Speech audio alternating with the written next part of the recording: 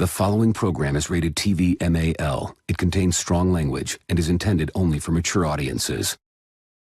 Disclaimer, मेरी आप सबसे गुजारिश है ये वीडियो सिर्फ एंटरटेनमेंट के लिए। मेरी वीडियो का मकसद सिर्फ सोसाइटी में गंदगी फैलाने वालों को साफ करना है, तो लिहाजा इस वीडियो को अपने दिल के फेफड़ों पे मत लेना। ज्यादा तबीयत खराब हो तो किसी अच्छे डॉक्टर के पास जाकर अपना इलाज करवा लेना।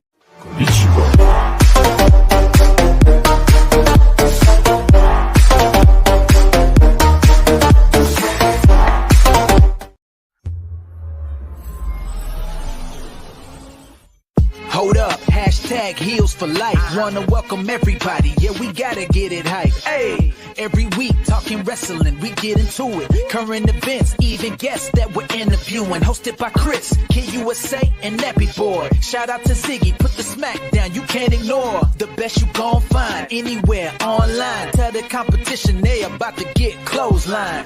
Hold up, hashtag heels for life. Let's go.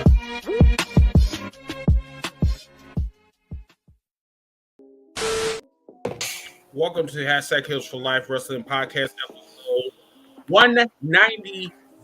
We are three episodes away from our 200th episode. I cannot wait. I am Mr. Beefy Boy, number one, aka Chris Dillard, aka Mr. Team Brigade, aka Sugar Nipples. How you guys doing? What's up? You said we had 196? That's at 196? Yes. And you say we're 3 episodes away from 200? Yeah. Are you doing Common Core math?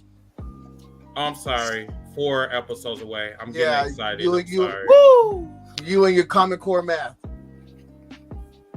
Anyway, I am Mr. Once again for the hearing impaired. I'm Mr. Team Bring It. How you guys doing? I'm the Christian one of this podcast. Oh, don't lie like that. That's not true. Hey guys, no. I think we should scoot away because this is about to be a huge ass lightning bolt about to come down. Hi everybody. It's about to be a huge ass lightning bolt, and I don't want no parts of it. Hi everyone. I'm the bearded babyface Jared Allstar. I'm actually a pastor too, so we're gonna convert.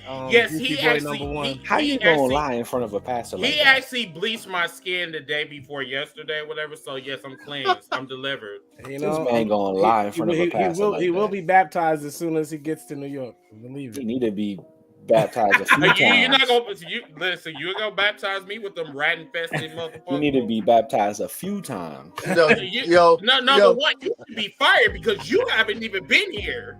Hey, so Jared, hey, when you baptize them, hone down for a 10 count. For a 10 count. So we're not going to introduce ourselves like we don't have a guest that's waiting. I mean, you over here lying, so it threw everybody off. So you wait until afterwards. You know what I'm saying? See, unlike other podcasts, we don't like throw our business out there. I say I was a Christian, whatever. I'm DJ, who? I'm DJ Red Flags. I'm the heel that you love to hate. He hates a lot, yes, most definitely. You know what I mean? Straight Kyle Pippen and Charles Dippin. And I'm Nappy Boy. How's everybody doing? Copenhagen. Anyway, everybody. Okay, so remember to follow us on YouTube, subscribe, and also check us out on Facebook, Twitter, TikTok, Instagram. We will be going to YouTube indefinitely after the 200 episode, which is in 4 weeks. 4 weeks. Do I got my math? Fifth floor. Anyway, so in 4 episodes. If you guys want to donate to the podcast, you can also go to $, Mr. Team Bring It at my Cash App. So donations, $2, $5, doesn't matter. Don't care. I'll be grateful. So tonight we have a special guest from Twitter. Me and T.O. We actually met him on our Twitter Spaces. He came in. The cookout, yes. Matter of fact, you can go to the cookout weekdays, weekends, whatever, whenever we throw one. His name is Levi Lucas. He's actually on a BWI. I think his 437. 437. Yes. So he will be on with us in a little bit. So we're gonna clobber him with questions. I hope he understands that. It's about to get crazy. Yeah, it's gonna get wild. So if you guys are indie fans, you are in for a treat. You are in for an education. This is a very serious podcast that we're about to do because some of you motherfuckers need to be educated about the indie scene. You know, a lot of y'all is too worried about barcodes and bitches. That's like, bunny rabbits and shit. Yeah, and bunny rabbits and rabbits. You know, bunny rabbits and all that other shit. rabbits. Yes. So without further ado, let's bring on Mr. Lucas. Hey.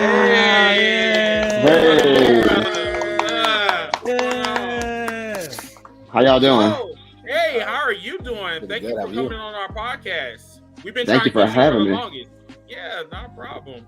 So we're gonna do a little icebreaker just to get to know you a little bit, whatever. Because like you just showed up on our space and was just like giving us all of the information on shit, but we got you on here, so now we can just dissect your career. So number one, Okay. where are you from? I am born and raised in Fort Worth, Texas. I'm based out of the Dallas area currently. Mhm. So yeah, Are you a Cowboys fan? unfortunately, In the space. Wait, right did now, you say unfortunately? in the There's worse space right now? fans. In the space unfortunately, yes. right now. Chris, in the space right now. Could be worse. You could be a Saints This fan. is like not I a am. space, it's a podcast. Ooh, No, that too. that's true. I could be a Saints fan. Oh, why aren't you a Saints fan? You know, the Saints is way better than the Cowboys. Oh, did you see today's game, Chris? Don't. When are they better than the Cowboys? I mean, they did win the championship like recently, right? Like, I feel like that was like 10 years ago. I mean, Cowboys. when was the last time the Cowboys actually won? Fair point. No, that's a fair point. All right. That's a fair point. Yeah, That's Chris, that's a though, fair. right?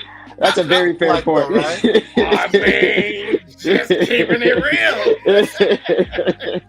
But no, it's cool though. Long as my Packers won today, that's cool. Even though it was on overtime, it was just like by that much though. But Hey, anyway, a win's a win. Like, you're right, exactly. So come on now, y'all. All right, Icebreaker. so- Let's go. All right, here we go. So here's my first question, all right? And then I know we're here from another podcast. I'm gonna borrow it right now. Who was the first wrestler to bust your ass? oh man. Okay. Damn. Honestly, there's this guy named Little Tony. My first match ever. And yeah, he Little just, Tony. Lil Lil Tony.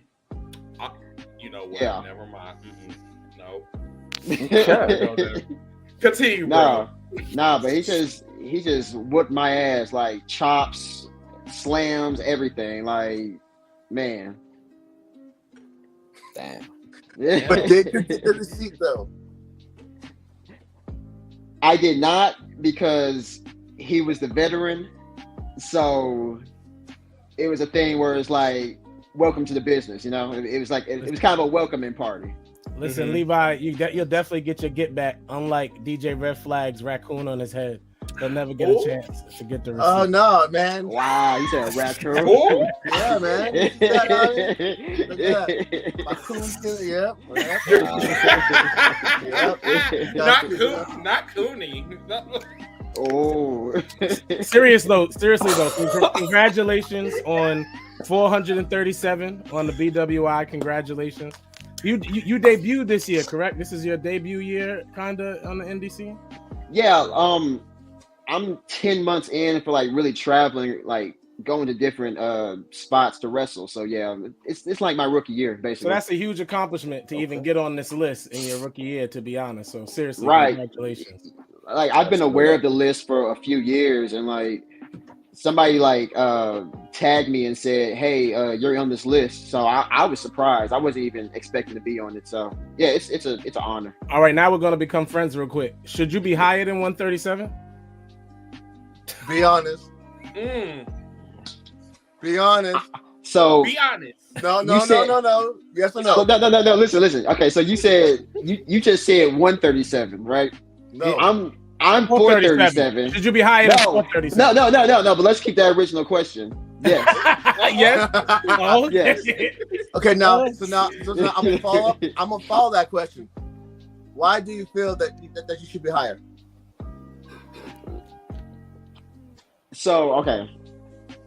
When it comes to wrestling, like for real wrestling and understanding like the psychology of stuff, I feel like I'm good, and every time I get in that ring, I'm just getting better. So like that should be like scary for other people. Like that should be really scary for other people. Like I'm 10 months in, and like I'm seeing things how I'm seeing them. Yeah. So wow. Because at first I thought you was like in the business for a long time. Okay. Like, you know, so no, but he's you only obviously like gifted to get on this list. Yeah, I seen you do a brain buster, and then it was a slide with Eddie Guerrero. He snapped at the end. He snapped it. Yeah. So is Eddie Guerrero like one of your inspirations? Yes, my biggest inspiration. My biggest. Like, I don't think I would have like even been into wrestling, like even liked wrestling if it wasn't for Eddie Guerrero. So now we're talking about WC. Like, which era of Eddie Guerrero did you get into? Growing up, the main Eddie Guerrero I got into was SmackDown Eddie Guerrero. So Los Guerreros, then his United States Championship run, his world title run, his heel turn, all that. I don't know how old you are, bro. Oh, I don't like revealing that, man. I don't like revealing that. Eddie You kind of already revealed it. Though. Yeah, you I said don't like revealing Eddie it. Guerrero. Eddie Guerrero, yeah. Nah, so question of mine. What made you want to get into the business? Like what was like did you always wanted to do this, or did you just wake up one day and be like, you know what, let me try this out real quick? Yeah, I've wanted to do it for a long time. But when I first like actually started looking for stuff, like I couldn't find a school to actually start training in. And then when I did find a school, like it just didn't work out with my schedule. But like there was just one day where like everything just lined up perfectly, and I was able to start training and start investing more into this. So nice. We know Eddie Guerrero's on the list, but who's your top 5 favorite wrestlers? Mount Rushmore right now. Mount Rushmore. All right. Eddie, Shawn Michaels, Bryan Danielson, The Rock. How many is that? 4? 4. That's 4. Booker T. Booker T. Whoa! You just hit a nerve. It's funny because Stevie Ray is actually in the comments right now, so that's interesting. Okay, yeah. What up, Harlem Heat? Yeah. Yes. My next question, I always ask it to wrestlers of color. Do you feel that, especially in the indie scene, that you have to work harder, or do you feel like you got African Americans not utilized or promoted or pushed because of the race card? Yeah, I do. And you know, like different bookers have their preferences, you know. So when you get there, you just gotta show out, and some other wrestlers who might fit what they like might not have to do as much to get, you know, to get. Oh, go ahead. Yeah, go ahead. So how do you on the road, like the shows in different territories, different organizations? How do you navigate? We come down to your booking, or if you hear, hey, you know what, this promoter treated me like crap, but then someone else said, you know what, they treat me good. Like, how do you navigate through that, and how do you get through that? Like, get through that adversity. You know what I mean? Yeah. Actually, no, that's a good question because there were a couple times where some promoters would hit me up and say, "Hey, I want you to come wrestle for me," and people would just tell me like, "Nah, don't do that." Like I've had problems with them. I feel like I'm in the point of my career to where like I need to just get out there and wrestle everywhere just to show people what I got. So like I'll be wary of promoters, but right now I'm just trying to wrestle everywhere, you know? So. But do you feel like it's kind of how like Chris would tell me, hey, this movie was garbage, don't watch it. If they watch it, like, hey, this movie is actually really good. Do you like take people's like words like that or like advice with a grain of salt? Are you asking about like yeah, like you said, like somebody said, oh, you know what, this promoter like, it's not really that good, but then you kind of find out that like actually when you do that show and he treated you way better than what you were told. Like somebody would tell you something like, hey, don't go over there because they don't want you to go there for their own personal reasons, and you go there and you find out it was way better than what they told you it was going to be. Oh, okay. I haven't had to deal with like anything like that though. Okay. Like not for like there have been like some times where I've been asked to wrestle somewhere and they say no, it's not good, but I go there and like it's fine. So okay, yeah. So I do got a question for you. So remember we was in the spaces and we had that deep conversation about the indie scene, correct? Yeah, right. Okay. So I want to ask you personally, do you feel a little disrespected that Bustin' Open Radio did not mention the Blacklist 500? Man, fuck Busted Open. I'm not surprised, honestly. It's not surprising. They're not going to mention anything like that. Like their demographic is not for us, to be honest. So even though that Mark Henry is a part of Busted Open, right? I think that was his point. I mean, yeah, but I'm saying like, would you want or expect somebody of our colors to there and push for that? Because I listen to Busted Open all the time because that's where I get a lot of my ideas. Because I used to. Like I said, I'm a huge Bully Ray fan, but to hear that they all sit there and talk to the Pizza Man,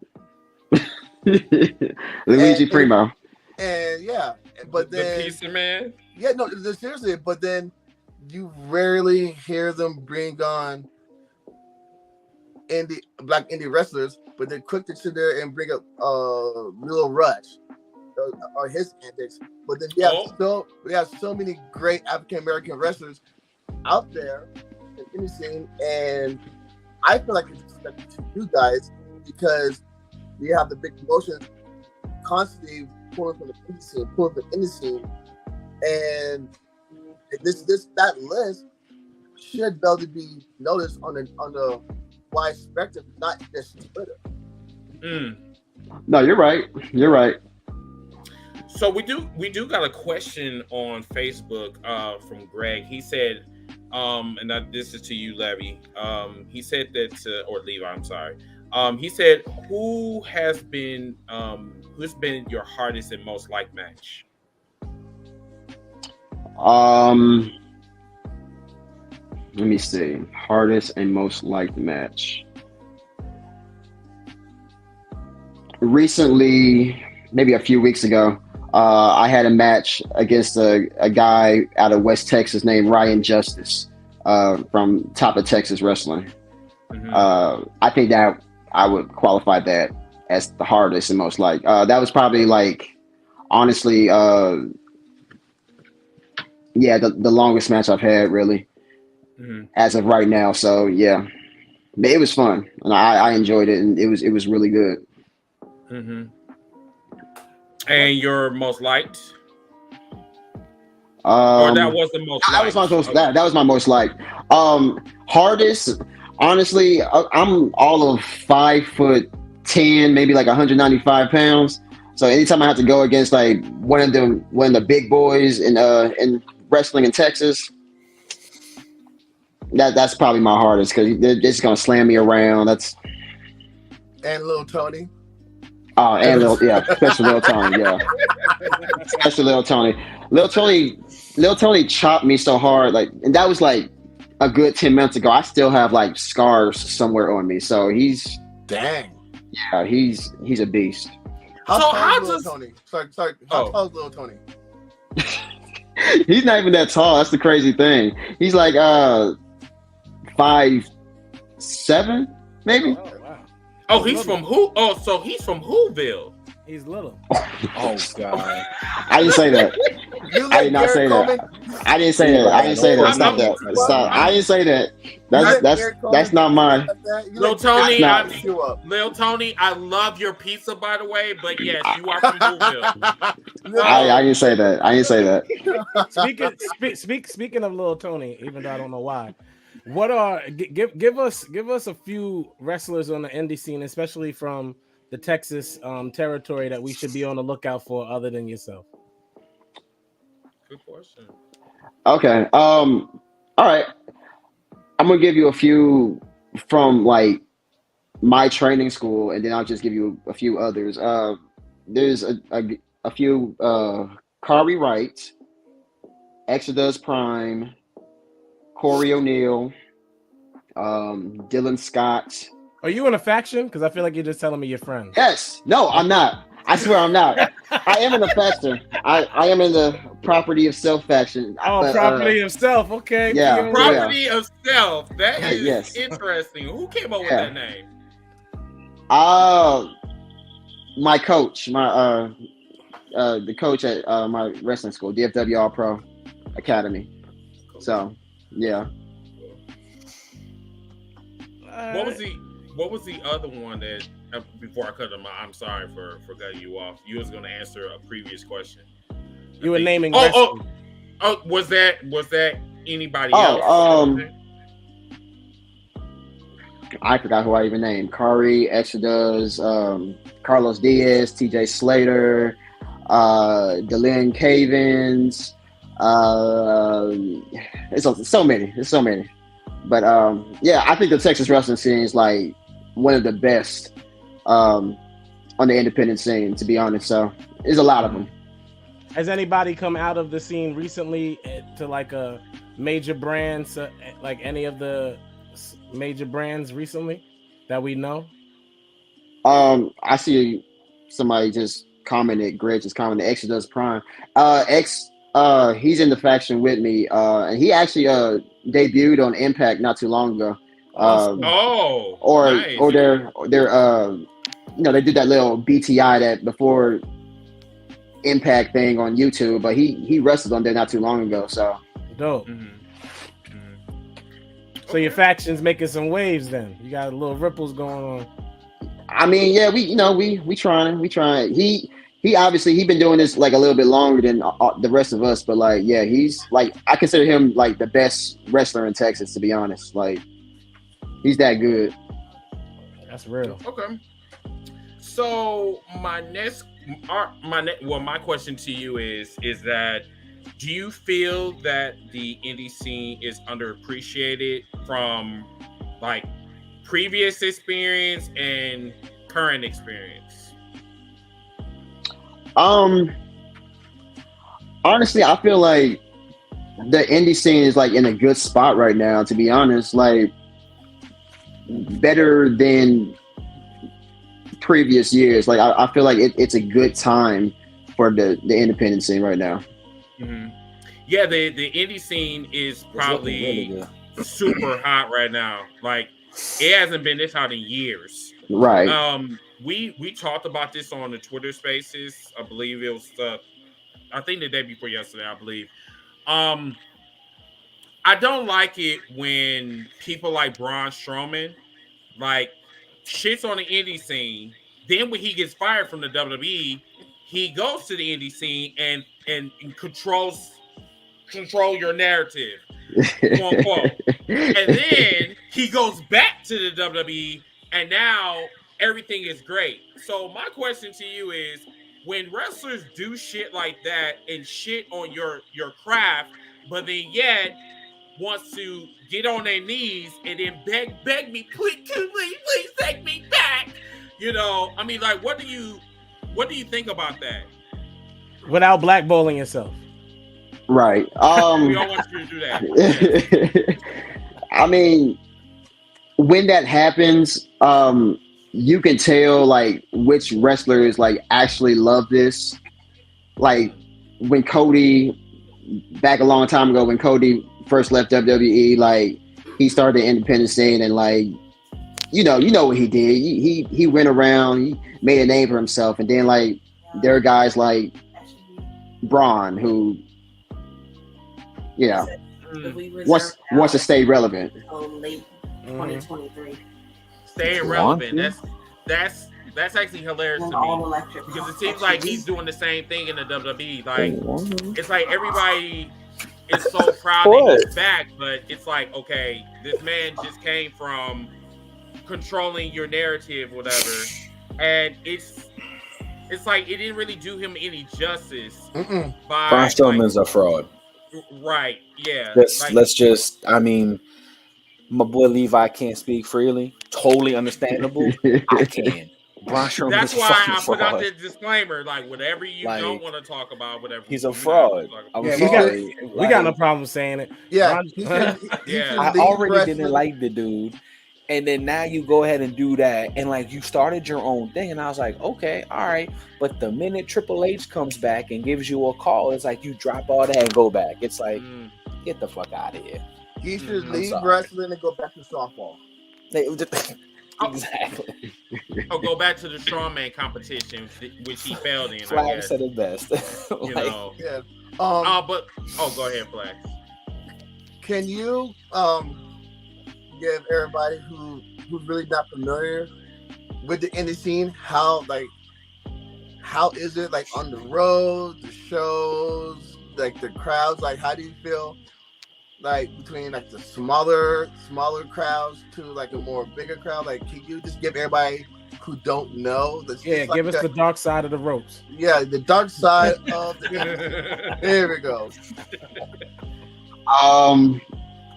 Well, there's the traveling, being in the car, a cramped car with most likely like 3, 4, 5 other people for up to 5-6 hours sometimes. I guess it depends who you go with. It can be fun. Sometimes it could be kind of annoying, but you know, you gotta find a way to get there. Yeah, sometimes you're performing in front of small crowds, but like honestly, I don't mind that because like I'm just gonna do the same thing I would do in front of a larger crowd. Like those people come to get entertained, and like I'm trying to make it like a good experience for them. So I'm just gonna do the same type of stuff I do if it's a larger crowd. I'm gonna try to entertain the people. I'm try to make them happy, or if I'm a bad guy, make them sad. You know, but you know. If I was creating you on 2K, are you a striker? Are you a powerhouse? Are you a cruiser? Like what would you categorize yourself as? I haven't played the 2K games in a while. I'm a well-rounded wrestler, man. Like I feel like I can like match whatever my opponent's energy is. Like, hey, you trying to go fast, trying to do all that flippy stuff? Okay, I can do that. You trying to be technical? Yeah, I can do that. Like I got one of the best coaches to teach me all that stuff, man. Like I'm well-rounded. Did you wrestle in school before joining the Indies? No, I didn't actually. What'd you do? I didn't. Basketball. Oh. Okay. So how did you so first did you go to like school, get accepted, scholarships or whatever for basketball? I walked on and then played for a few years under. So how did you transition from basketball to wrestling? it wasn't really much of a transition. It's just I did basketball, but I've always loved wrestling, you know. Okay. And one day when the cards were right, I was able to try out for the wrestling academy. I did it, got my body in shape, and started training. That's what's up. What has been your most difficult experience in the Indies?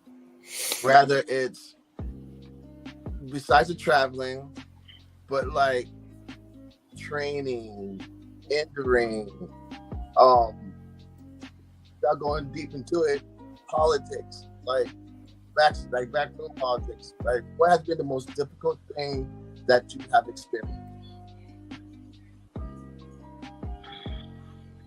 So far, when you first start training, that's pretty difficult, because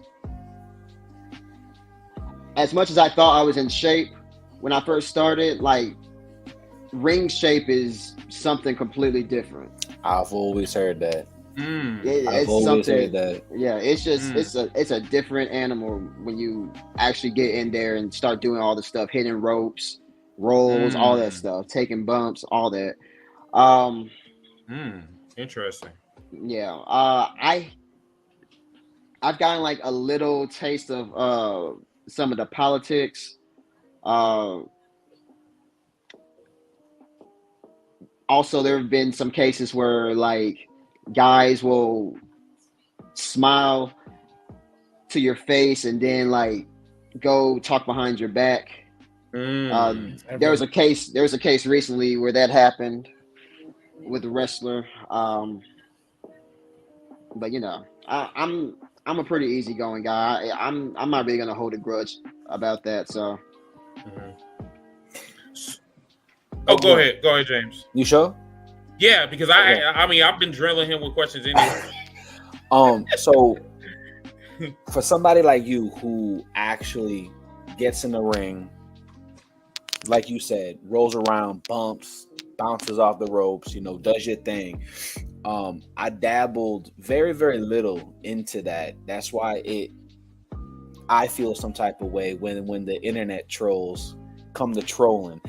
How do you deal with that? Like when you're, you know, if you got the social media, well, I mean, clearly you do. So like when you're on social media and you see these people like, oh man, like, you know, they trying to put their 2 cents into something that you and I both know they've never done. How do you deal with that kind of like negativity? Ignore it, because like I know the truth. Like that's difficult. Like I remember first started training around Thanksgiving. Like I was so banged up during a family get together. Like I was like sitting in the chair. I couldn't do nothing else. Like I was just so banged up, man. Like I was hurt. Like it's difficult. Like, and for those who like, you know, want to downplay or talk bad about it, like get in there, do it.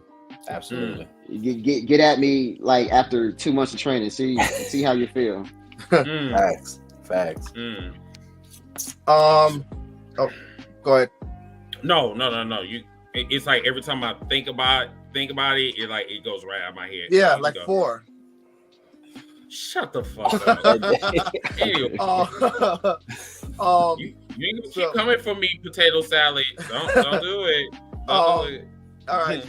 So, fun question. Eric Bischoff, Tony Khan, Vince McMahon, Paul Heyman. Who would you work with and why?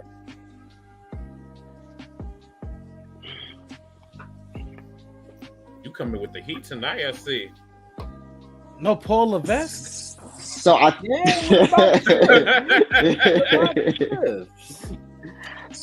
think I want to say Paul Heyman. I think, yeah, Paul Heyman. Because I honestly think he's just a creative genius.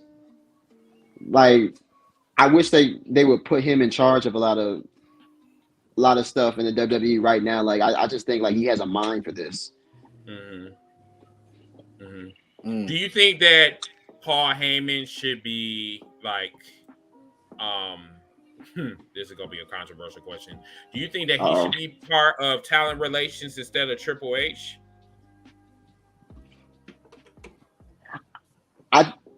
I'm not sure what they're doing right now. I think he should. I think he should be a part of the team, whatever the structure is. I think he should be involved. I'm not sure if he is or not, but he definitely should be. If I was running stuff, I would want a Paul Heyman to, you know. I want to give you real quick, Levi. I want to give you 3 names, and then you just tell me if they're overrated, underrated, or fair. Or fair. You can say fair. You can say fair. I see what you doing over there. Fair. I'm not trying to get me in trouble. We heels for life. It's heels trying for life. to get me in trouble. Trying to get me in trouble. We're heels for life, man. Heels for life. Willie Mack. Ooh. Oh, Willie Mack's dope. I love Willie Mack. Underrated, overrated, fair? Underrated. Massively underrated. I agree. This is a fun one. ATM.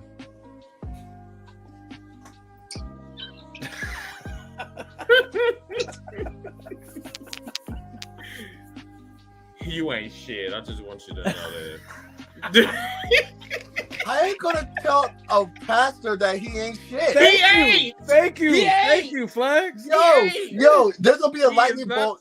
There'll be a lightning bolt coming down that way. Jesus. Lord, I am so sorry. On a Sunday. On a Sunday, dude. You didn't answer ATM, bro. Wait. Hold on.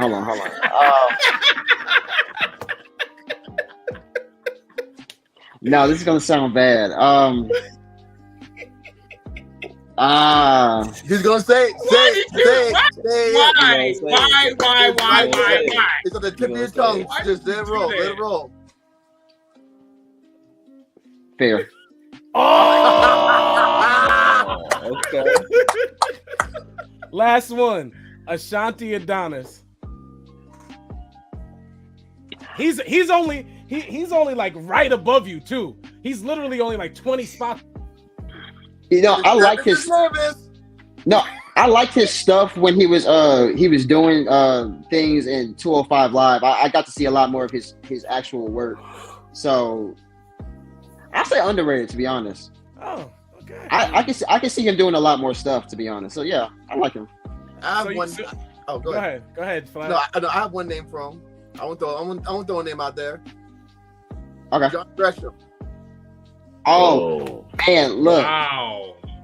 I love John Gresham, bro. Like, yeah, he's one of the best wrestlers in the world right now. Like, I don't see how you're not lining up to give this man a contract. Like, he did have a contract. As a matter of fact, I'm glad we touched up on that because this is the next question I want to ask you. Do you think Tony Khan mismanaged the whole situation with Jonathan Gresham in AEW? Without getting blackballed. Yes, without. You don't have to answer this question if you don't want to, but since we're on the subject, can you see me clearly? Can you see me clearly? Yeah, I can. Okay. All right. How about this one? Without being blackball, Big Swole.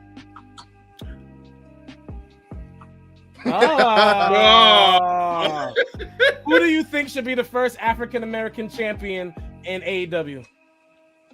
Swerve. Oh. I'm glad you didn't say Keith Lee. See, there's nothing wrong with Keith Lee either, but I just think you can say that. I find Keith Lee to be rather library-ish. But because he put you to sleep, because of his vocabulary. Quiet. Both of them. No, Jared. Both of them. All two of them. It's not berryish. Keith Lee is great. Keith Lee is great. Keith Lee is great. Keith Lee is great. Oh God. All right. So, have you done any intergender matches or mixed tag matches? No intergender matches. I don't think I've done any. No, I haven't done any mixed tag matches either. No. All right. So, if you could do a mixed tag match, who would be your partner? And if you could do an intergender match, who would you want to wrestle? Hold on, Flags. We gotta ask: is there a Mrs. Lucas? Because you can't be answering that question all crazy. But it's professional. It's a job. You know what I mean? I mean, technically, You just talk about matches, right? Like we matches. yeah, we just talk about matches. Told you, I'm the heel you love to hate. Let me see. If I were to do an intergender match, I mean Sasha Banks, because she's the best women's wrestler currently. Thank you. I agree with that. So yeah, that's the obvious choice for me. So let me ask you this. So, I'm very critical about Booker T. Booker T recently went on his podcast and he said what he would have done differently in regarding the Naomi and Sasha Banks situation. Now he said that he would have went through the match and then he would have quit. My question to you is, do you think that Sasha Banks could have did anything differently? You know, even though she went through the proper channels, do you think that she should have like played her position and stayed with the WWE even though she was being mistreated? I'm always gonna side with the talent over the big company, to be honest. Like that's just me. I felt like she was trying her hardest. Her and Naomi were trying her hardest to put a spotlight on the women's tag division and try to help the company out by getting that division up, and then they did what they did. So like honestly, whatever she felt was best, like I would just go with her. I'm gonna roll with her. I feel the same way. Yeah, it's been a while since I've been on, so I haven't spoken on a lot of stuff, including that. But look, she felt what she had to do because I feel like we all have been put in a position to where it was either do I continue doing what I know I don't feel like I should be doing, or do I just end the shits right now? And she ended the shits right then and there, and I never faulted her. I never faulted her for doing that. Speaking of Booker T and Chris's Harlem Heat do-rag. Hey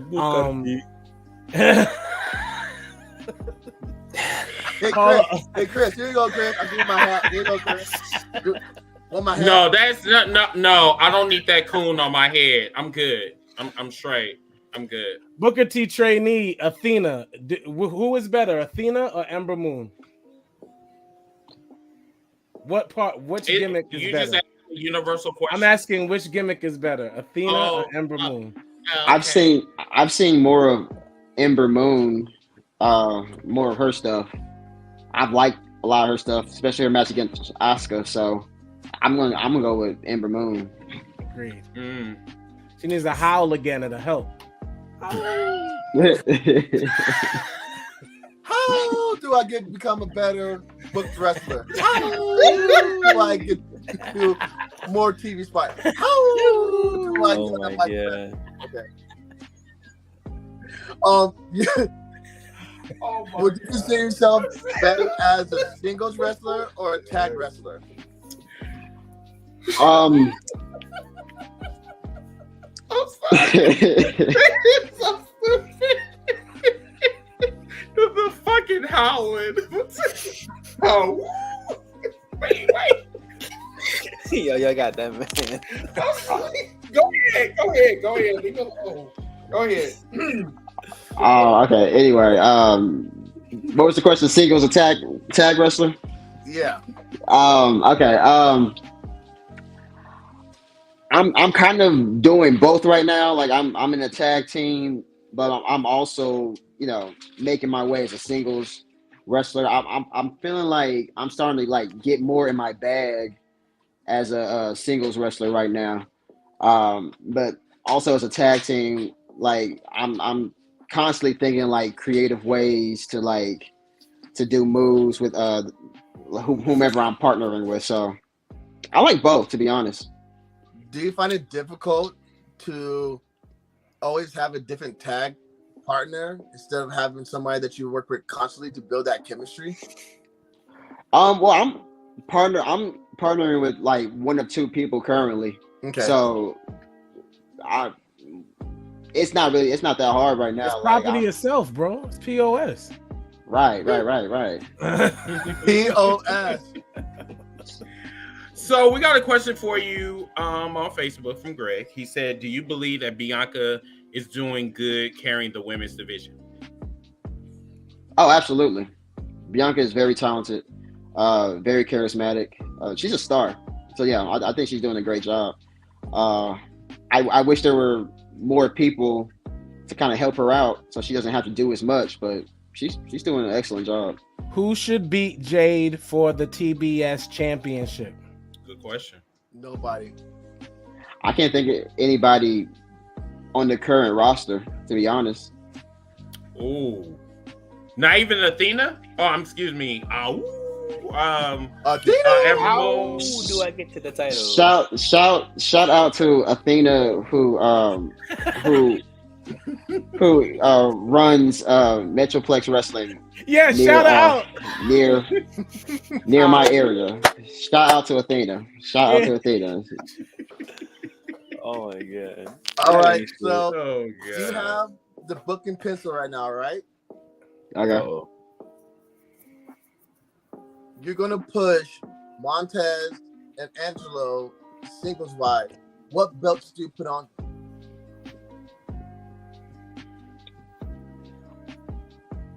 Montez for the main title, and honestly, Angelo can go, man. Like, I wouldn't mind putting him for a main title or one of the mid titles. I wouldn't mind that. Okay. Like he's Angelo could go, like, for real. He's underrated. Oh, you think D'Angelo or Dawkins is underrated? Yeah, underrated. Yes. Interesting. I didn't even ask that man. But since we went back to that, AR Fox, underrated, overrated, fair. Underrated. Massively underrated. Amen. Don't even have to think about that. Massively underrated.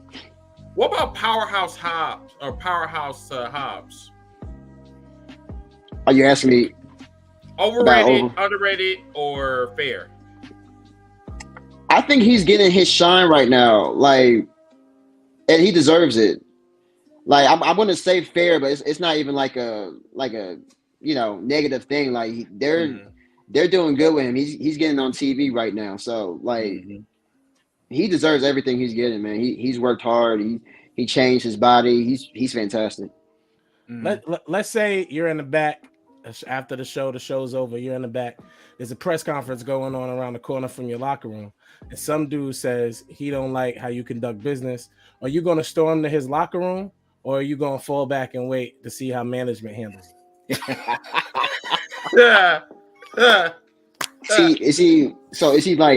Is he telling me he doesn't like how I conduct business? How about somebody this? else? He's telling the public. He's literally we'll take it there. He's a Caucasian wrestler, and he's saying racist things. He's completely like just coming for your life, your culture, your character. Do you wait, or do you approach him about it when it's over?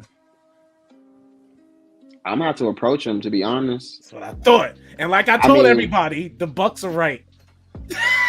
I got a question. I got a question real quick to piggyback off of you gotta go him right there. Let's say you just had a big fight, right? Let's just say you had let's call a spade a spade. You had the biggest match of your career, and your boss sets up a little interview scrim for you and the boys, right? And your boss is literally sitting right here next to you, and you're just going in, right? And your boss, you could tell your boss is trying to tell you, hey man, not right now. And he's like, hey, fuck you, shut up, I'm speaking. Would you do that, or would you respect your boss, who, mind you, pays you millions, and then do it afterwards, or would you do it right then and there? Deals for life.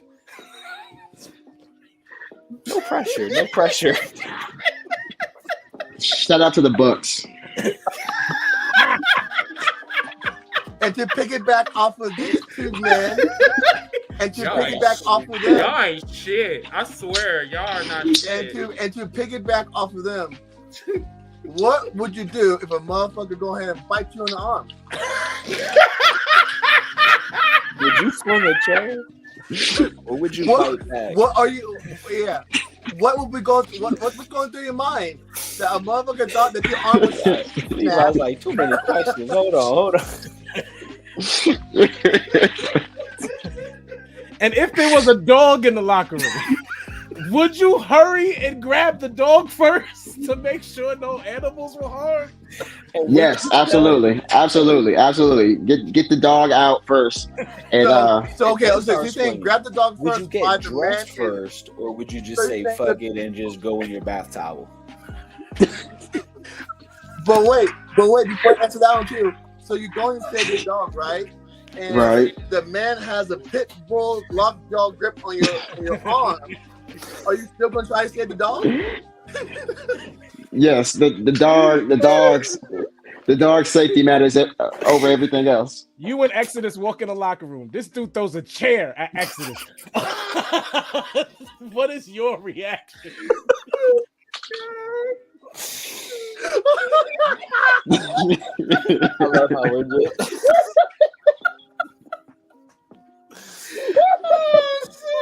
Oh my god!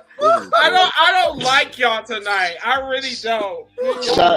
Shout out to the Bucks. Shout out to Kenny Omega. I do have a serious question though. Oh shit! Now you want to get serious? Yeah. Right after the chair was thrown already to the dog. Whoa! Who threw a chair at the dog? Hold on. Wait a minute. No, so allegedly. With that whole incident, like seriously, because I haven't picked nobody's brain about it. Do you? I feel like you're siding with the Bucks and Omega, that like they did nothing wrong. Are you siding with them, or are you siding with Punk? Allegedly. No, not allegedly. No, fucking not allegedly.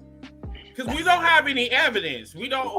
Yes, They could have had some. I can't believe it's not but a guy thrown at him. We don't. Did you not see Kenny's arm? That's evidence enough. Nigga, nigga lives in Canada. You know what I'm saying? He probably was bit by a wolf.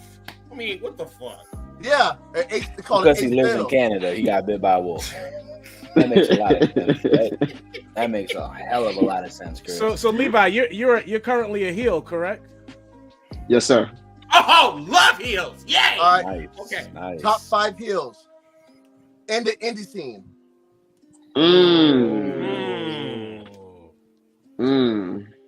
Okay. Shane Taylor. Yes. Wait, Shane is a heel? I thought he was. Okay. All right. I mean, I guess it depends where you. I mean, last time I saw him, yeah. Last time I saw him. 5. Damn. I gotta really think about who's like actually. Tony Deppen. He'd be wrestling out of GCW.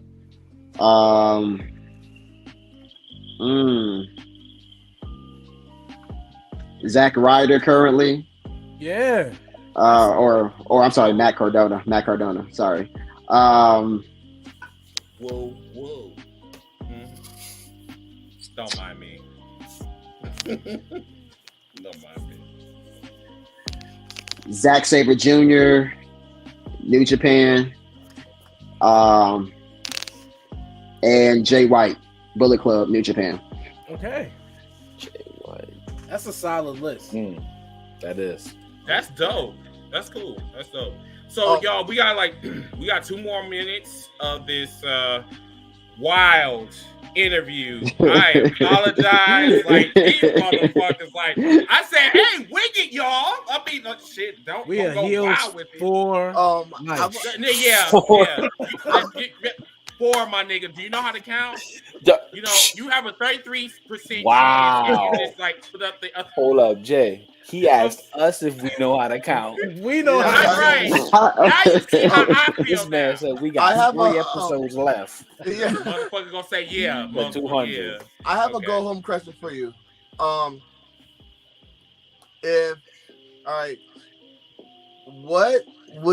advice or what would you say to somebody who wants to start getting to indie scene or who's already in the indie scene and they haven't really gotten their training wheels off? What advice would you give them? Good question. Great question. Well, let me first say this. I'm in no position to give any advice. I'm just starting off myself. I'm a rookie. I don't even know how I even got on that list. That's so humble. That's so humble. Look, I like the humble attitude, bro. I can't be a heel and be humble. I mean, I'm just being real. But I know. No, but if I was to give any advice about like wrestling in particular, like stay in shape, keep your mind open to advice, do a lot of studying, go back, look at tape of yourself and others. Yeah, that'd be my best advice. This is Heels for Life, so we need you to cut us a heel promo before you go, bro. He ain't going nowhere. He ain't going nowhere. We need a heel promo before we end the interview. All right, where am I cutting the promo on? On how you've enjoyed the interview with the 4 gentlemen in these boxes. The 4 gentlemen. 4. The 4 gentlemen. All right, let me see. Okay. Get into character. Yeah. Okay. What episode is this? 196. 196. We have 3 more to 200. Right. So, ladies and gentlemen, first of all, I want to say congratulations to each and every one of you for watching this episode, because you got to see Levi Lucas on episode 196. Quite frankly, the most important episode that you will ever see. All right, you can skip 197, you can skip 198, you can skip 199, you can even skip 200, because 196, that's the episode where you were graced with the presence of Levi Lucas and the 4 gentlemen who interviewed me. They did their best to try to get me blackballed. They were talking about one of the promoters in my area, trying to get me unbooked from that show. But through it all, of course, I prevailed, and I came out of the interview looking great. And looking fantastic as I usually do. So you're welcome. Look out, the chair coming through. He had everything but a barcode behind him. Everything but a barcode. All right. That was dope, dude. That was really dope. I like that. But no, yes, bro, we definitely appreciate you coming on here and allow us to interview you. And even though this is well winged, I think this was the best one that I've done without like actually having pre-recorded questions and shit. You know what I'm saying? But no, Right. I love you guys for doing that. That was really very organic, very crazy, but yeah, great. All right, so let's get into some wrestling, y'all. Let's get into some. So we're gonna talk a little bit about Extreme Rules, and we're gonna talk about some of the backstage, if you will, maybe rumors, I guess. Let's talk about this little number. So apparently there is a rumor that's going around that Bad Bunny someone said that Bad Bunny is pitched as Roman's next opponent for the undisputed titles after his match at Crown Jewel against Logan Paul. What do you guys think about that? Booker T. And Booker T. I think that this is a Scooby Snacks situation. They just beat them, just buying time for The Rock. But in the cookout, talk about the cookout real quick. What are you bringing to the cookout, sir? Not potato salad with raisins. Shut your ass up. Yeah, don't bring no. Levi, what are you bringing to the cookout? Baked beans. Roll that beautiful bean footage. Roll that beautiful bean footage. All right, but I think that they're buying time. But then somebody in the spaces, and we were kind of like dived into it on a deeper level. Feel like they were trying to see if they can handle a big stage event where they could put them together at WrestleMania, Logan and Bad Bunny. Do you see them kind of building up to something like that, or this is just to bring more eyes going towards WrestleMania? I honestly think, and I get like, because they got a lot of Hispanic wrestlers in the E, but I feel like none of them's up to par with a lot of Hispanic wrestlers. Raquel Rodriguez's racist self does the Hispanic Heritage Month commercial every WWE public. She's the only one. I'm talking about Roadmap. I just feel like it's a way to. It's like a way to get the Hispanic crowd, but they got the wrestlers for it. So I don't understand why they keep needing. None of their Hispanic wrestlers. None of their Hispanic wrestlers have the following naps that Bad Bunny has. None of them. And that's what I was trying to say, but I couldn't get my thought to like come through. Hey, but so they basically using Bad Bunny as a Bad Bunny's using them too, because if you remember before the pandemic, like right when the pandemic allowed touring to come back, they had a commercial with Triple H giving them the microphone saying now it's time for you to go back to work. So Bad Bunny's using the E and their publicity too. So I think it's like a you hoe me out, I'm a hoe you out type deal. So theoretically, let's say that Logan Paul and Bad Bunny main event WrestleMania night 1. So you got two cats that are green as fuck. They're not your traditional wrestlers. They just a special attraction. I think Sloan asked this question, or no, he's made a statement about this. Who is going to lead who in that match? That's why that match would never happen, because nobody can carry anybody in that match. Like that's why you pair them with someone who could carry them. I feel like the only way that match can happen is if it's a tag team, or if they have a manager that's like, I don't know, Damian Priest. Damian Priest. Don't get me started on Damian Priest. Why you don't like Damian the Priest? manager for Bad Bunny. Damian Priest was better when he was 200 pounds heavier. He was a better wrestler on the indie team. Whoa. Wow. Damn. Well, damn. Tell me how you really feel. Right. I mean, he hasn't really done much of nothing, but I mean, his voice gotten better. I mean, gotten deeper. I mean, like Damian Priest. I'm sorry, but like he's not that entertaining to me. I mean, like he's not entertaining at all. Even with the Judgment Day, he's still just like whack. He's not it. Yeah. And that's my point. And not even being disrespectful either. Like I don't know if y'all saw him before NXT, but he looked like a goth like big baby because he was chubby. He looked like a goth big baby. But at least then the intimidation factor was better than now. Like it was more believable. Now he really doesn't even come off as intimidating. I don't see him, and I hate the fact that he does the razor's edge. I do. I don't like that either. He needs a new finisher. I don't like it. Carrie White said hi to Levi. Levi. This is a Saraya incident we're having right now. Wow. Damn. What happened? This is like Saraya, the Saraya incident. We're trying to teach you how to pronounce the wrestler's name. It's not. I am so sorry. I am so sorry. He can't pronounce the name. He can't figure out his math. Oh my god! I mean, listen. Your do-rag is too tight. Loosen that do-rag.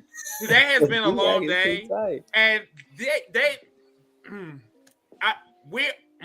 anyway, I'm gonna shut up. Anyway, go to the point. No, I'm good. I'm good. I'm good. You're back? I'm good. Yes, I am back. I am back in full effect. I was gonna ask him a question, but because of this way over there, I don't want to say the C word with the K. The coon over there with the K. You know, he keeps bothering me for some apparent reason, but that's fine. Anyway, I was gonna ask you, what do you think about Mr. The dude that we were just talking about? Damian Priest, yes. What do you think about him? Did you ever wrestle him, or did you ever do research about him or anything? I used to watch Damian Priest. He was Punishment Martinez, I believe, in Ring of Honor. I like his stuff. In Ring of Honor. Thank you. Right. Thank you. He had a great match against Leo Rush a few years ago. So I like this stuff a long time ago. When people lose weight, they act brand new. And let's just be real. Look at Jonah Hill. So what's your problem? It's just look a at general Jonah thing. Hill. Listen, Jonah Hill. Don't worry about what I got going on over here. Let me ask you, since you're on the Roman situation, what are your thoughts, feelings, and concerns with Roman Reigns and the belts? Watch yourself with this one. That's what I would do. I like what Roman is doing. I'm afraid that them doing that, putting the belt on him for so long and not actually giving him a challenge is kind of stagnating the rest of the roster to where they're not building any new stars. Because you should see what they're about to do. Because like number one, stop clapping. James, number one, you are way too moist for acknowledge Roman. him. Look, you're trying. It's no like nothing bad against Roman. Like Roman's doing phenomenal. I'm talking to Chris. Just loves to hate on our tribal chief. The head of the table. I just don't understand. Like, I'm concerned. Man, hold on, this man done put SmackDown and WWE back on the fucking map. Yeah, you're right. But okay, so hear me out though. Of course. Say Roman retired in 3 months. Where is the WWE? The American Nightmare. He's Reverend Rhodes. Hold on. Let's cut this bullshit real quick. He'll be there in 3 months. He doesn't come back. Thank you. Until after WrestleMania. He's coming after. No. Let's cut the bullshit. Stop being moist. He's not coming until after WrestleMania. Theoretically, let's hypothetically, he's not gonna come back until after WrestleMania. Okay. Because number one, everybody have their hopes and dreams, and they praying for American Nightmare. Okay. He doesn't come back. Who will be the secondary choice? You don't like my answer. You don't know. I don't know what your answer is because you haven't answered yet. No, I have. I never spoke to Flags about this, and I never spoke to Jay about this, right?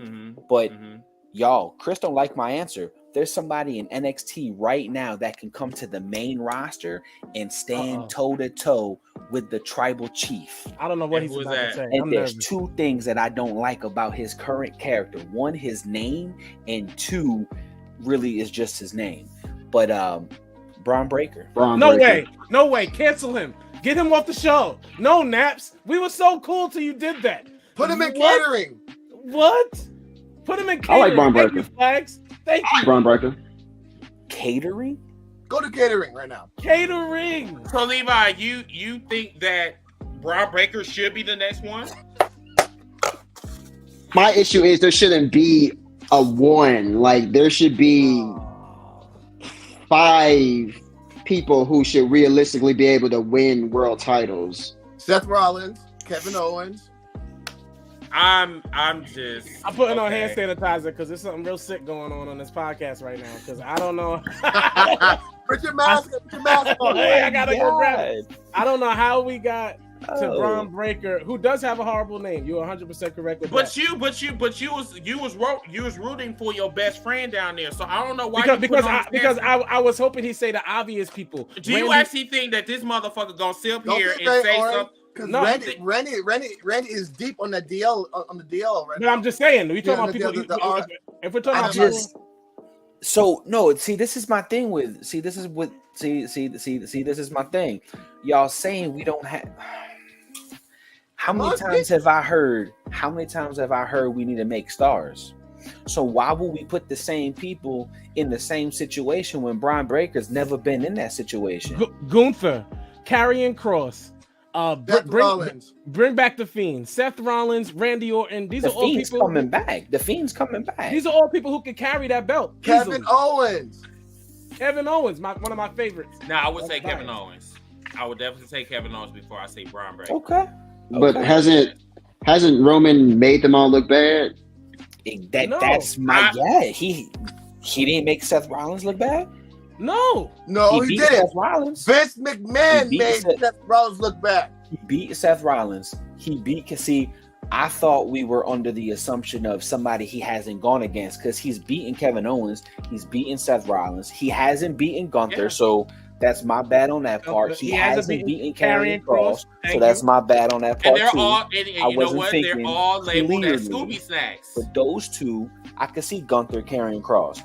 I was just thinking of somebody who's still trapped in NXT that really, honestly, I could see come to the main roster and do his thing, especially with Triple H under the new regime and far away from Vince McMahon. Oh, I have a great question. Top 5 NXT wrestlers, everybody. Top 5 right now. Current. I don't watch any. Current, past, top 5 right now. Currently, right now. Carmelo. I'm sorry. Carmelo Hayes, Braun Breaker. That's it. That's your top 5 right there. I forgot that one guy's name. I can't name Roderick anybody else. Roderick. Yeah, Roderick Strong. What's his name? That's 3. Hold on. That's 3. That's really fucked up that we have to struggle. Who's the top 5? No, I can't think of his name. Bitcoin guy. Bitcoin. Cameron Grimes to the moon. Cameron Grimes. Bitcoin guy. How about Nash Carter? His name's different now, right? I can't remember what his new name is. Wesley. Yeah, Wesley. Yeah, Wesley. Mm-hmm. And then the tag team that was with Roderick Strong. The Creed Brothers. Yeah. So that's what I'm saying. We're not burying anybody by not bringing up NXT talent. Unfortunately, NXT is a developmental brand. We only have a handful of people that are actually even close to being ready to move up at this point on NXT. They're not good. Mandy Rose is their best female talent. They're not too good.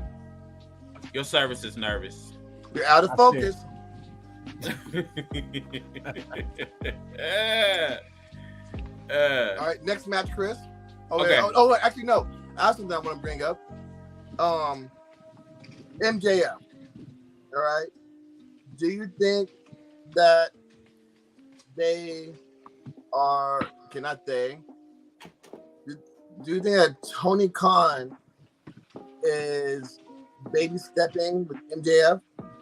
Do you think that MJF should be pushed more than what he gets pushed right now? On the mic, he's great, but we know that MJF doesn't get a lot of in-ring time. How is that affecting his character? Oh, me or anybody? Yeah. Oh, I thought you were just talking. I thought he was asking Levi. Yeah. Okay. I mean, yeah, I love MJF. Like when given time, like he's put on some phenomenal matches, like the one against Darby Allin. So yeah, MJF should definitely be pushed to a world title. MJF has an old school in ring like psychology to him when he wrestles that I think an average or wrestling fan doesn't gravitate to, especially in a spot heavy generation that we're in right now. But MJF, if they let him talk like they let Roman talk during his matches, if they mic that ring and let MJF talk while he's wrestling, it's even better. Like they have to take note of that and let that man just talk the whole time. Just let him talk. So, should we go to Extreme Rules, or did anyone have any other questions or anything? Tony Khan. What about Tony Khan? One, his Tasmanian Devil promo.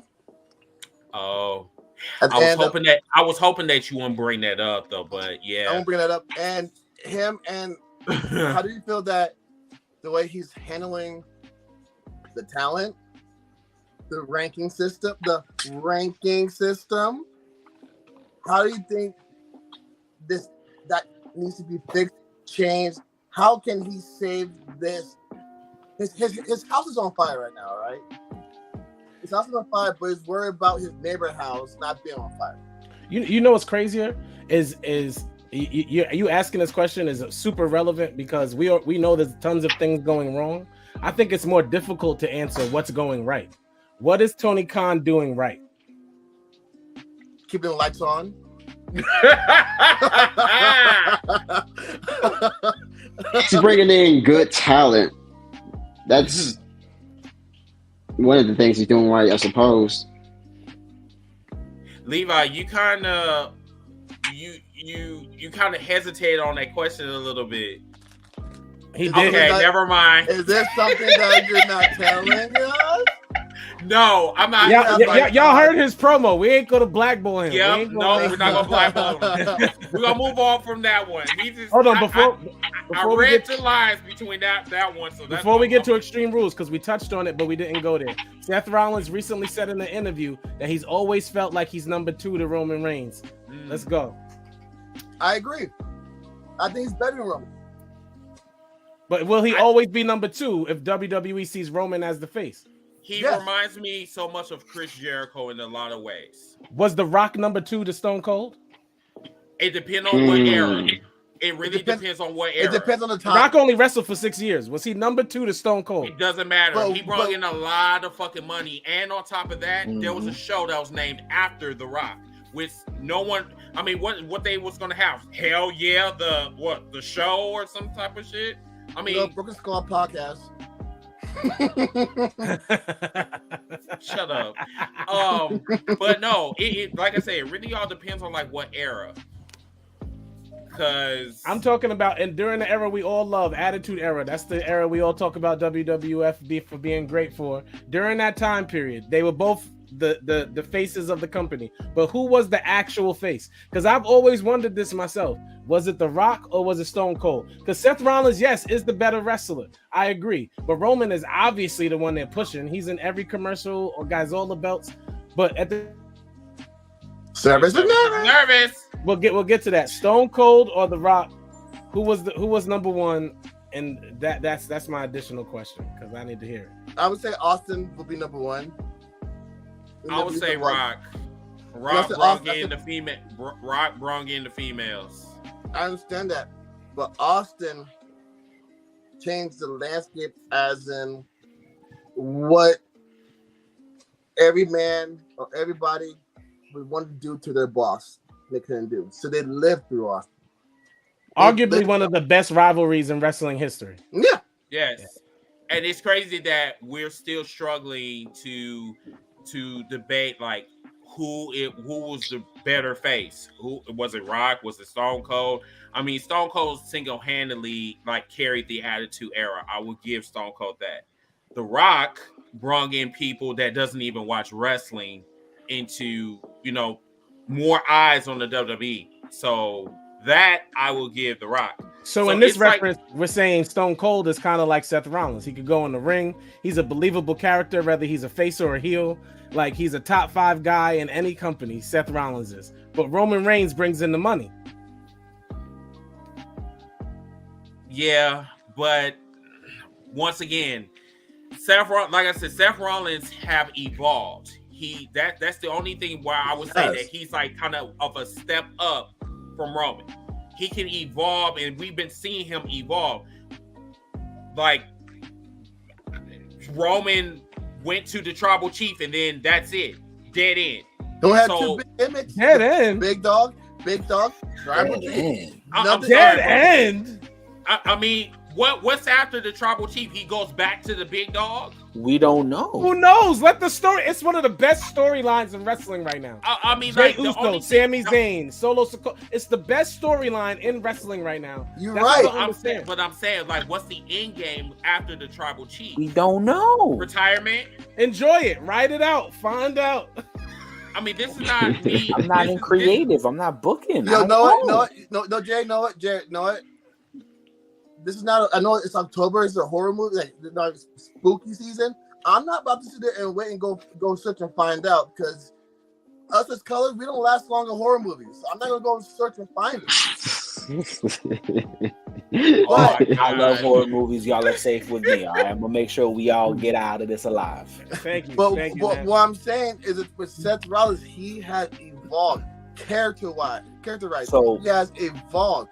Roman has a skill set, a move set that has not really changed. He has not. John Cena did the same 5 moves for 13 years. Don't bring that mother. Don't bring him in this conversation. Don't do that. No, I didn't, and I don't like Cena. Cena is not even on my Mount Rushmore. But it doesn't take away that was the number 1 wrestler. John Cena is the second biggest influential person in wrestling under Hulk Hogan. I argue that any day, and I'm not a John Cena fan, and I can argue that because John Cena is just that person. Because he made Make-A-Wish, that's a game because changer. He made WWE billions of dollars by being himself. Okay, and you know what? That kind of hurt him in the long run as well, because he could have been the next Hulk Hogan as well. If he would have changed up a little bit, I would say, okay, maybe he would have been on my Mount Rushmore, but. I don't see how you don't put John Cena, who ran. I can't, because like he ran it for a decade, like ran it. I'll put him in the top 10. I would say that I will put him in the top 10, but I would not put him in the top. Levi, 5. where's John Cena in your WWE list, bro? Now I need to know from you. No, Johnson is top 10. Comfortably, he's comfortably top 10 for me. Yes, yeah. I mean, I'm not going to not putting any respect on his name. He did a lot, throughout the PG years. So Seth Rollins is so much better than, not so much better. If Seth Rollins has evolved in a better way than Roman, how come Seth Rollins ain't the chief? How come Seth Rollins ain't got the belts? Because it wasn't written for him. Because he doesn't need the belt to succeed. We're talking about Roman needs the belt to be. Roman needs a belt to feel verified, to feel like he needs something. Seth Rollins does not need that. He doesn't. Levi's agreeing with you, Flags. He's agreeing. I mean, because Flags is not he doesn't need the belt. He showed he doesn't need the belt. That's fucked up. That you need a fucking belt to stay relevant. Go ahead, Matt. Go ahead. You can't 100% say that. ¿Por qué? ¿Por qué? Flags and ¿Por Chris, qué no? you can't 100% say that Roman Reigns needs the belts, because guess what? We haven't seen this Roman Reigns without the belts. Preach. So who says Roman Reigns needs the belts? It just makes sense to have the fucking belts on him, because who better? No one. There is a lot of people that is better than Roman Reigns. In WWE, I can give you the top 3. Kevin Owens. Beat him. Seth Rollins. Beat him. Yeah. So what? Name the third one. Kevin Owens is not commercially more renowned than Name the Roman third Reigns. one, Chris. Well, Kevin Owens. how did you come up with that conclusion? The face of your company has to be like, it's almost like, this is why we sexy or some shit. Yeah, I mean, this is why we get confused with the Stone Cold Rock question, because they needed to make The Rock an equal face of the company because Stone Cold wasn't pretty enough. Bottom line, it was necessary. Like if you're not pretty at the end of the day, they really don't want to put you in that position. Like that's just being regular. Why you think Roman fixed his teeth? I mean, Roman don't need nobody. Roman don't need. Braun Strowman was champion for what, 5 days? I don't even remember. Like that dude is dub. He's a dub. He'd never be a world champion again. Like this is not happening. I think we're gonna agree to disagree. Like I still feel, which is crazy to me. Seth Rollins is better than. It doesn't matter. It does matter. It doesn't matter. Like I said, I believe in order for you to be one of my goats, you have to evolve to stay relevant. Roman has the belts because he needs to stay relevant. If he did not have the belts, the motherfucker would not be relevant right now. I'm just saying. Become a Roman. It took you 10 motherfucking years to actually get some cheers. 10 years. Get out of your system. 10 years. 10 motherfucking years. That is ridiculous. Our company has spoken about this. Levi, what's your take on it? Roman is the biggest draw, and thus he's been given the ball. And because honestly, there ain't nobody there. Honestly, at the end of the day, that's really all that matters. Honestly, no matter what anybody else says, like you can talk about wrestling skill, but it's about who's the biggest draw, and that's Roman Reigns. Number 1 on the PWI, by the way. Once again, there's nobody there, so of course he's the biggest draw. There's no everybody got suspended. Everybody went to AEW, of course. But whatever. Whatever. That's crazy. Let's move on. So we all know if Chris was in control of WWE, Seth Rollins would have all the belts right now. Every last one of them. Once again, that's speculation. But that ain't speculation. That's according to you. Seth Rollins is multiple times has transitioned and transformed and he's so diverse and he can carry the fucking WWE on his back and put the asses in the seats, and you want his face on the poster card and on the cups and on the concession stand. Like I didn't say all that. You might as well. Did. No, you might as well. I didn't. You Seth Rollins is the fucking GOAT. I didn't say that. You said that. I did. Seth is God. I know, like you said, like how you be stroking Roman every fucking time you get on this podcast. That's your guy, not mine. I don't. That's your guy. Nobody. I didn't say one time that Seth Rollins was my guy. I didn't say that. You did. I mean, you're speaking like Seth. I mean, you might as well get the KY jelly right now and stroke. Bang, bang, just like that. So when you try to come for me, you come for me with some actual facts. With some. Once again, that's your tribal chief. That's it. You sitting at the table. That's actually WWE's tribal chief. Of the whole. Which is the leader in wrestling. We were supposed to talk about Extreme Rules, and we went over 30 minutes. So breathe through it. Just breathe through it. So okay, so let me just go through it, and then we'll actually do a prediction another day or whatever. But yeah, let's just go through it real quick. So this is how the card goes so far. So Edge versus Finn Balor. An I Quit match, Bianca Belair versus Bayley in the ladder match, Liv versus Ronda in the Extreme match, Drew McIntyre versus Cross in the strap match, and Seth Rollins versus Riddle in a fight pit match. With DT as the referee. This is why they need to get rid of Extreme Rules. So they got this was actually announced yesterday, last night I believe. So yeah. So what do you? So Daniel Cormier is going to be the special guest referee, in the pit match. So what do you guys think? A TNA. Daniel is a TNA original. He, you know what I mean? So I think that this is just the UFC and WWE forbidden door situation. I think we put way too much into Matt Riddle's mixed martial art background. Why you say that?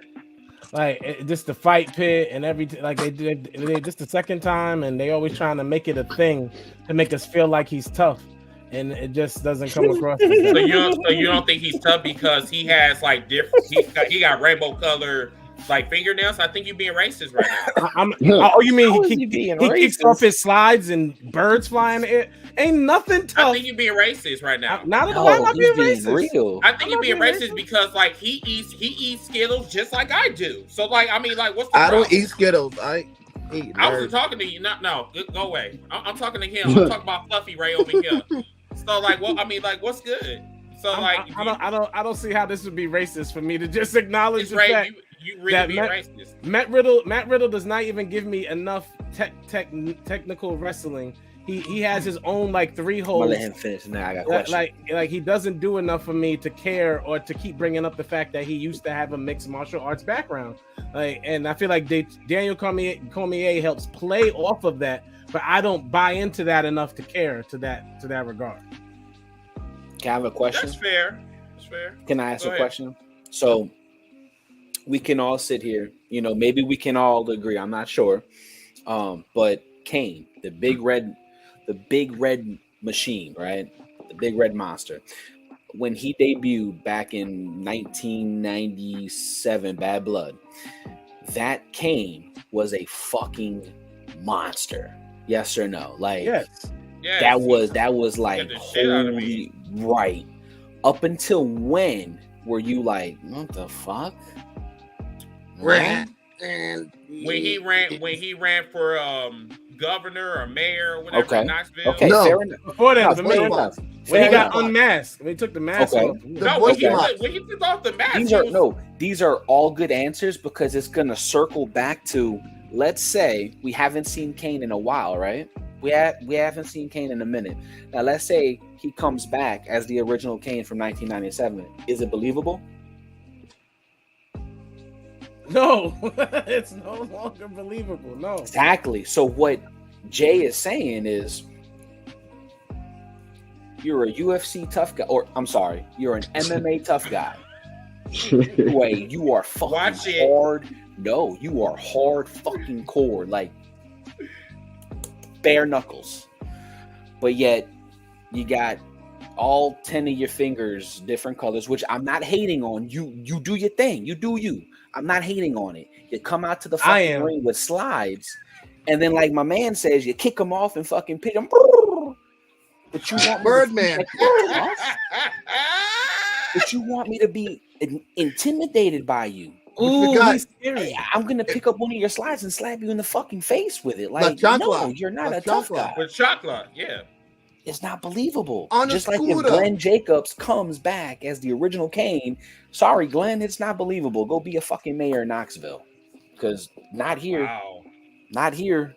Yeah. So sorry, Matt Riddle. What do you about the voice box? This is Matt's one hell of a feud. I will say Seth brought the best out of him, but to have it in a fucking cage pit, like, sorry, dude, it needs to be in a regular ring. Because you're a wrestler. Okay, so let me ask you a question. So who fault is that for putting on the fingernails? Vince. But I mean, Riddle said. Well, I mean, Riddle for doing it, but Vince for probably saying, "Hey, you know what would be fucking tough? Oh, you have rainbow fingernails. Oh yeah." He did that for his daughter. That was an Vince thing. Oh, the one that he's, and we're not gonna get into that. Okay, so here's the thing. Right? The kid that he can't. We're not. Yeah, according to Seth Rollins, the kid that he can't even see, who don't want to be near him. Listen. You want to know what I'm bringing to the cookout? Glizzies for everybody who thinks Matt Riddle is a UFC tough guy. I'm bringing glizzies. Bring the glizzies. Straight glizzies, straight Nathan's glizzies, no buns, just straight Nathan's glizzies. So, you Matt Riddle simmering not open in the hot water that's been there for 2 days. Wow. Hot dog flavored water, baby. Yeah. Let's go. And Wow. chocolate covered starfish. Yes, thank you, Stephanie. Yes, save that energy for the cookout. Yes, because y'all two motherfuckers talking this shit. When y'all bring y'all asses to the cookout, I want to hear that same energy. Bring glizzies and whatever and chitlins and all that shit. Yes, bring that same energy. Yes. I don't know about chitlins. I don't know. Seth Rollins wins that match, by the way. Yep. Why? Why not? Because he's lost 800 in a row. I mean, he ain't lying. He said that Seth Rollins. He ain't lying. He said Seth Rollins is getting the Bray Wyatt. 95 of them with Cody Rhodes. I mean, wait. We're talking about. So you're saying that Seth Rollins is getting the Bray Wyatt pay-per-view treatment? Except for Bray Wyatt they were doing that to Bray when he should have been pushed to the moon. Seth Rollins plays his role perfectly. Like, he's great at putting you over. He's great at getting himself over. We're talking about the top 5 wrestler at the end of the day. And protecting his fellow wrestlers. Like, he carried Cody. He protected Cody.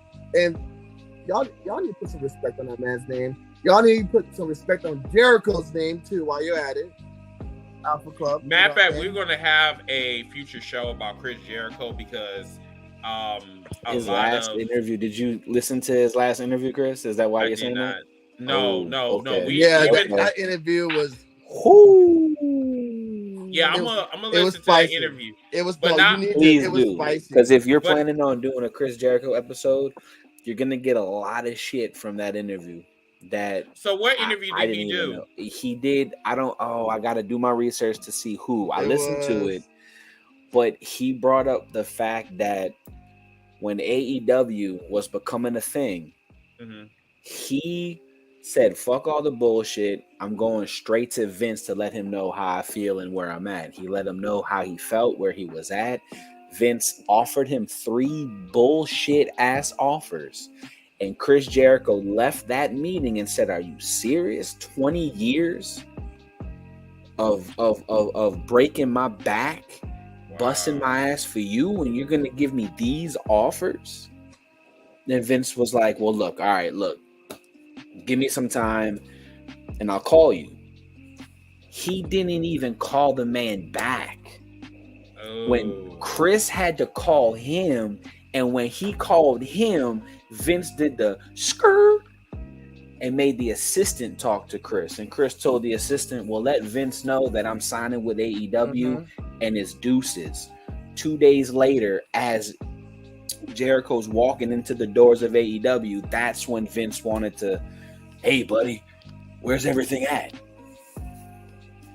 Wow, and that's the man that busted his ass for you for 20 fucking years. So let me ask you this question. So what do you think was worse? Do you think Eddie Guerrero getting coffee thrown on him, or Chris Jericho walking out in the WWE because of you shouldn't have asked me that, because Eddie Guerrero. You shouldn't have asked me that, because Eddie's my look, just like this man right here. That's number one, bruh. So I gotta say, Eddie, he should have never got that coffee thrown on him. But that Chris Jericho situation's fucked up. I'm gonna say I would agree about the Chris Jericho thing.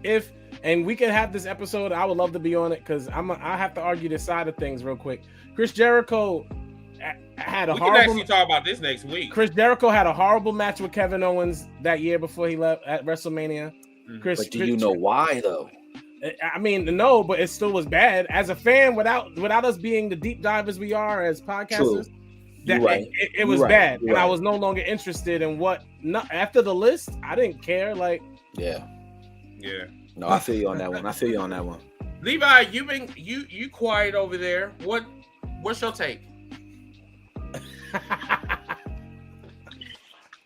I'm just trying not to get in trouble. I know. He hit us with the Marshawn Lynch. I'm just here so I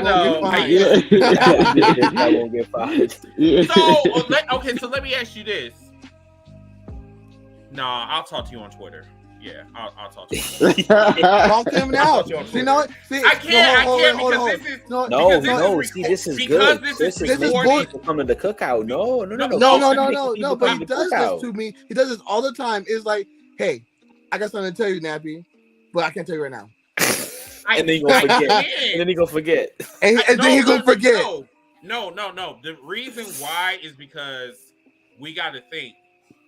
Like, Levi is in the business. Yeah. So there's some things we cannot talk about live. So that's why, when I gave him the disclaimer. Actually, I'm proud of Chris for thinking. Yeah. That's why Levi never answered me about ATM. But I understand. Yeah, I understand. Yeah. Look at Chris put on his thinking. I mean, that there were potholes in the interview that he kind of went around. Yeah, see what happened. Did a great job. So that's what he did, right? See, Chris finally thought because he listened to his do-rag. Now the blood flow is now flowing he up there knows now. we're 4 episodes away and not 4 episodes away. Yeah, I would compare you to Booker T on being a coon, but I'm a no.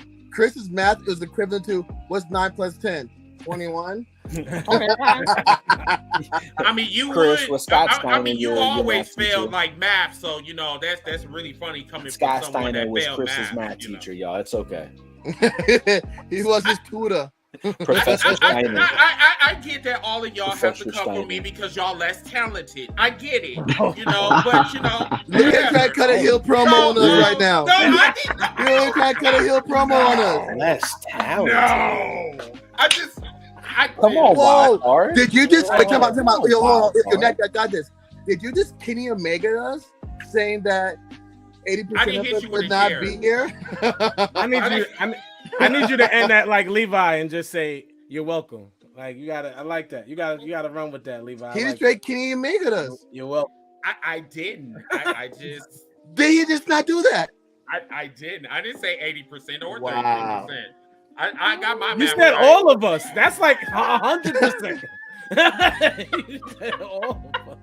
I mean, but on that note, everybody, I'm going to the chat right now. Wait a minute. Why? No, seriously. Let's go to final thoughts though. Should we go with the guest first, or should we just go around? Okay. Any final thoughts, Levi? Any plugs, shows, plugs, anything? How can we follow you?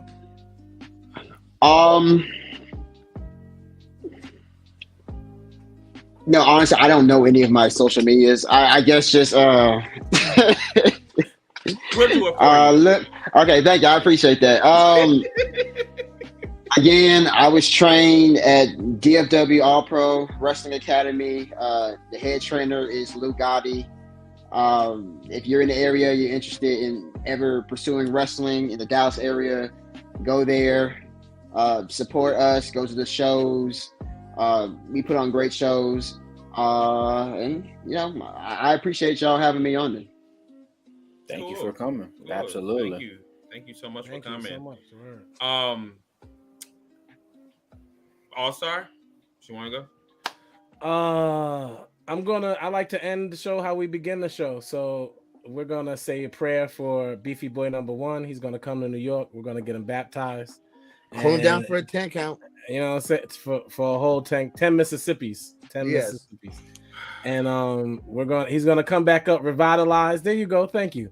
As a new person, and hopefully he won't try to shame his co-host and tell us he's more talented than all the rest of us.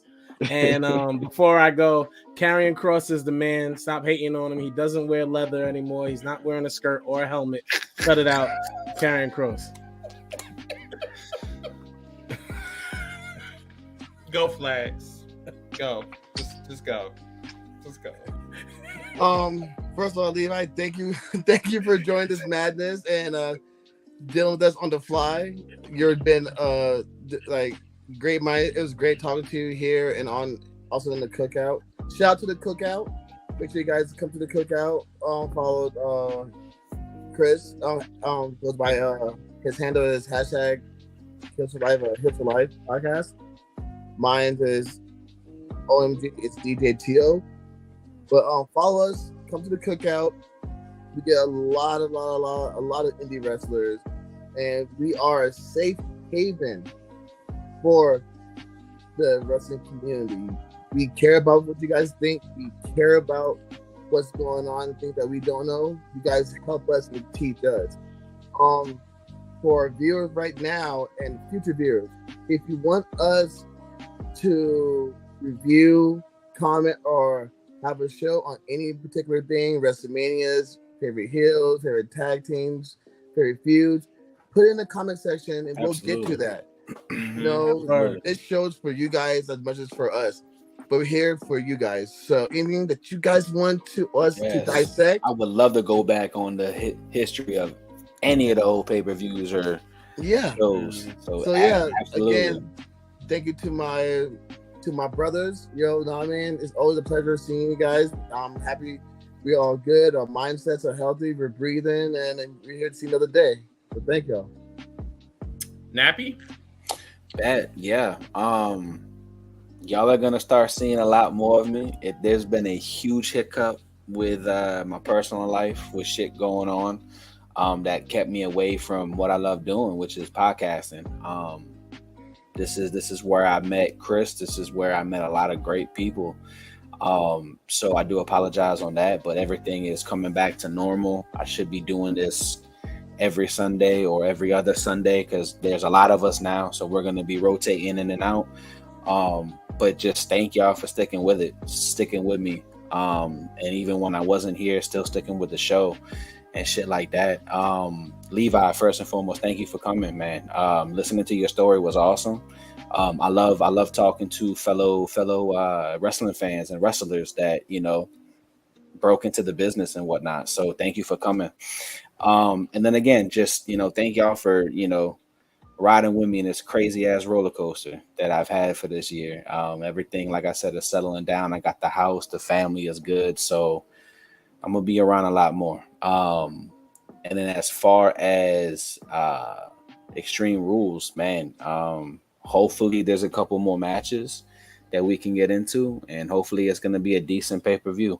Triple H has been doing a hell of a job lately, picking up the dust that once was WWE and forming that motherfucker back. So he's doing the best he can. I think he's doing great. And put your hand down. All hail the tribal chief, head of the table, Roman Reigns, baby. Oh, Lord. Jesus. He said, I'm going up. So, everyone, once again, Levi, thank you so much for coming on and just participating in the madness. But yeah, once again, everybody, follow Levi Lucas on Twitter, but that's my only the only way I can find him, and on Facebook as well. But yeah, I really did mean this, and T.O. did as well, that we are in the business on hearing y'all stories like Levi's tonight and everyone else that wants to come on the podcast. Please put out the good word on us, because like we do care about indie wrestling. We care about pro wrestling, but more than importantly, we do care about the culture, and we want to contribute as much as possible. We're not taking the bumps. We definitely want to put the word out and use our. Get that shit out. You okay? Ooh, no, I got something to say. Oh, I gotta fix my hat for this one. Two. And this is a disclaimer. This is not a spoiler. This is a prediction for a lot of you guys who get those little blue check marks, who get jobs in the big promotions, who sit there and knock down podcasters and sit there and make it seem like you guys are better than us or you guys don't need us. You're fucking wrong. Put some respect on this podcaster's damn name. So that Shay that he's talking about is somebody that I guess is a writer for NXT. We had a incident that happened. We'll talk about that on the next podcast. But yes, it's just really funny that, you know, big time names wants to disrespect podcasts like this because we're not on the same platform. But once again, practice what you preach. If you say that you love the indie wrestling and you love the wrestling community, practice what you preach. Don't come on your platform and disrespect us because like you feel some type of way or whatever, because we're getting some type of shine or getting 15 minutes of fame. Remind you, the narrative is helping out the wrestling community, not helping yourself. So that's basically what we were, that's what we're doing. So, but yeah, once again, shout out to the Wolfpack Wrestling Podcast. You can find them on Thursdays. Thursday nights. Thursday, 6:30 Central, 7:30 Eastern as well. Until that time, it's going to be an interesting wrestling week this week. Once again, shout out to Levi. Best success to you and your wrestling career. Yes. Until that time, everyone, Yes. this is #Heels for Life Wrestling Podcast. I'm your host, Mr. Team Bring It. Nappy boy. DJ Red Flag for Hill. Jared All-Star. Let's go. Yep. And y'all have a wonderful Sunday night. Peace, everybody.